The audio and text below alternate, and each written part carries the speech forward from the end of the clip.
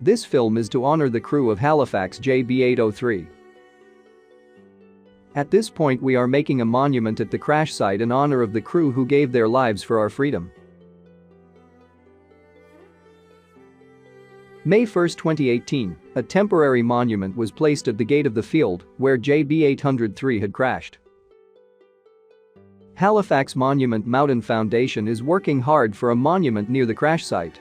With this monument we will honor the following crewmen: Sergeant, Air Bomber, Leon Hannum.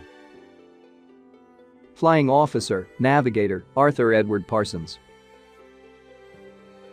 Flight Sergeant, Air Gunner, Thomas Dual Scarf. Sergeant, Pilot, Gordon Watson.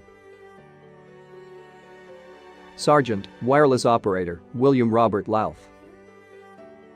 Sergeant, Flight Engineer, Ian Douglas Crawford. Sergeant, Air Gunner, Raymond Shepard. Holland has been occupied by Germany for 3 years when disaster strikes in Muiden.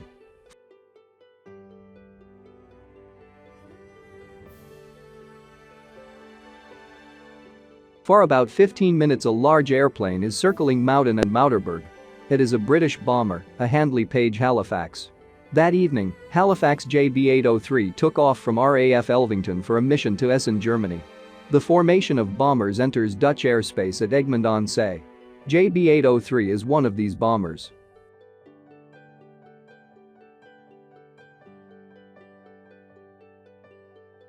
German radar intercepted JB803 and a night fighter is dispatched.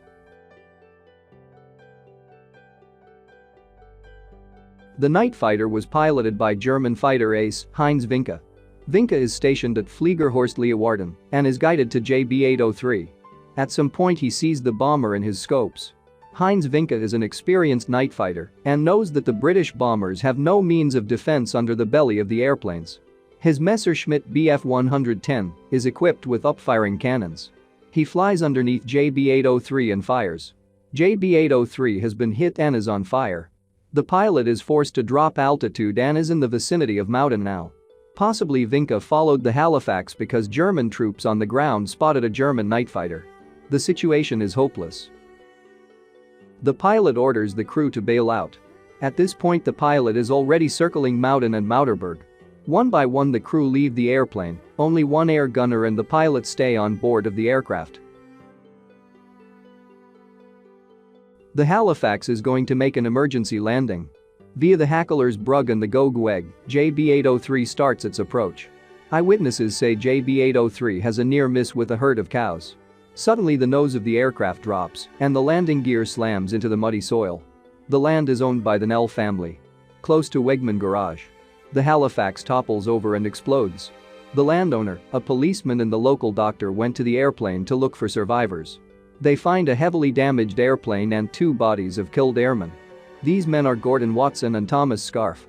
Watson has been found sitting upright, half buried in the mud near a ditch. Both seem unharmed, but they probably died of internal bleeding.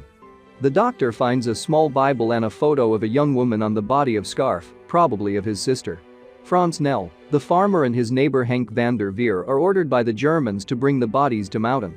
Heyman Mellis from Muiderberg makes 2 wooden coffins for the airmen. They are loaded onto a farm wagon. The Germans are sitting on top of the coffins.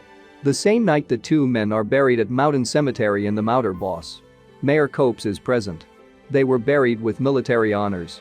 There is no sign of the other 5 crewmen yet, so a search is conducted, without result.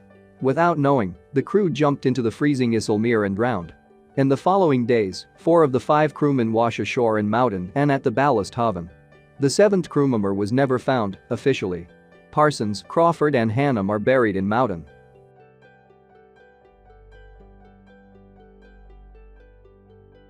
Today many people from Muiden visit the annual National Memorial Day.